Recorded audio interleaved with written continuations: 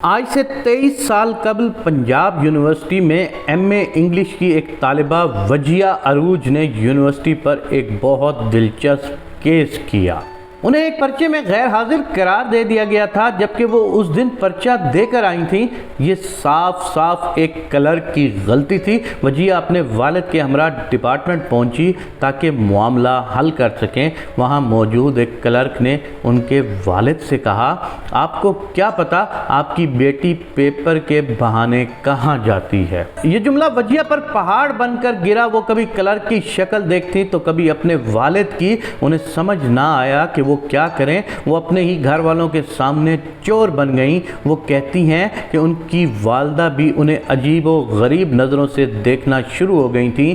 کیا ہی اچھا ہوتا کہ کلرک صرف اپنے کام سے کام رکھتا۔ وجیہ کے بارے میں اپنی رائے دینے کی بجائے وہ حاضری رجسٹر چیک کرتا یا اس دن کے پرچوں میں ان کا پرچہ ڈھونڈتا، لیکن اس نے اپنے کام کی بجائے وجیہ کے بارے میں رائے دینا زیادہ ضروری سمجھا، یہ سوچے بغیر کہ اس کا یہ چھوٹا سا جملہ وجیہ کی زندگی کس قدر متاثر کر سکتا ہے۔ وجیہ نے یونیورسٹی پر کیس کرنے کا فیصلہ کیا۔ اس کیس میں ان کا ساتھ اس کے والد نے نہ دیا، جو کہ خود ایک جج رہ چکے ہیں۔ کیس درج ہونے کے 4 ماہ بعد یونیورسٹی نے اپنی غلطی تسلیم کرتے ہوئے عدالت میں ان کا حل شدہ پرچہ پیش کر دیا اور انہیں پاس بھی کر دیا، لیکن معاملہ اب ایک ڈگری سے کہیں بڑھ کر تھا۔ وجیہ نے یونیورسٹی سے اپنے کردار پر لگے دھبے کا جواب مانگا، لہذا سن 2000 میں پنجاب یونیورسٹی کے خلاف 25 لاکھ روپے کا ہرجانے کا دعویٰ کر دیا اور پاکستان میں نظام عدل سے انصاف کے حصول میں وجیہ عروج کو 17 سال کا عرصہ لگ گیا۔ سن 2017 میں عدالت نے وجیہ کے حق میں فیصلہ سنایا اور یونیورسٹی کو 25 لاکھ سے کم کر کے 8 لاکھ روپے جرمانہ ادا کرنے کا حکم دیا۔ برطانوی ریڈیو سے بات کرتے ہوئے وجیہ نے کہا تھا کہ یونیورسٹی نے میرے خواب چکنا چور کر دیے اور کبھی معافی نہیں مانگی۔ ان کے اس عمل سے میری عزت اور وقار کو پہنچنے والے نقصان کی تلافی پیسہ نہیں کر سکتا۔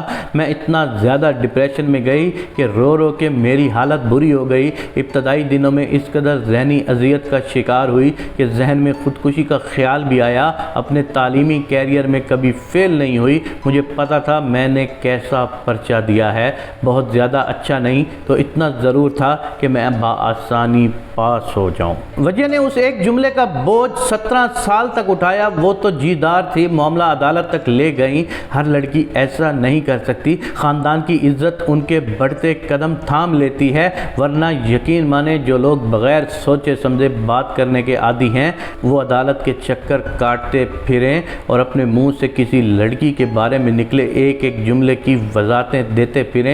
وجیہ کے والدین نے ان کی ڈگری مکمل ہوتے ہی اس کی شادی کر دی۔ انہیں ڈر تھا کہ بات مزید پھیلی تو کہیں وجیہ کے رشتہ آنا ہی بند نہ ہو جائیں۔ وہ بہت کچھ کرنا چاہتی تھی، مگر اس ایک جملے کی وجہ سے انہیں وہ سب کچھ کرنے سے روک دیا گیا اور وہ اپنی زندگی میں ہی خود ان 17 سال مجرم بن کے پھرتی رہی، ہر ایک کو صفائیاں دیتی رہی۔ نہ جانے ہمارے ملک میں یہ عذاب کب ختم ہوگا، کہ ہماری عدالتیں کب آزاد ہوں گی، نہ جانے ہمارے ملک میں عدالتیں انصاف کو کب سیریس لیں گی، نہ جانے ہمارے ملک میں ایک لفظ بولنے والے اس طرح لمبے زندگی اچھی جئیں گے، اور جس پہ بیت رہی ہے صرف وہ جانتا ہے یا اس کا رب جانتا ہے۔ خدا پاک سے یہ دعا کرتے ہیں کہ اللہ پاکستان کے نظام میں بہتری عنایت فرما۔ میرے پاک اللہ، تو عظیم کبریا ہے، پاکستان پر رحم و کرم فرما اور پاکستان کو تا قیامت آباد و شاد رکھ۔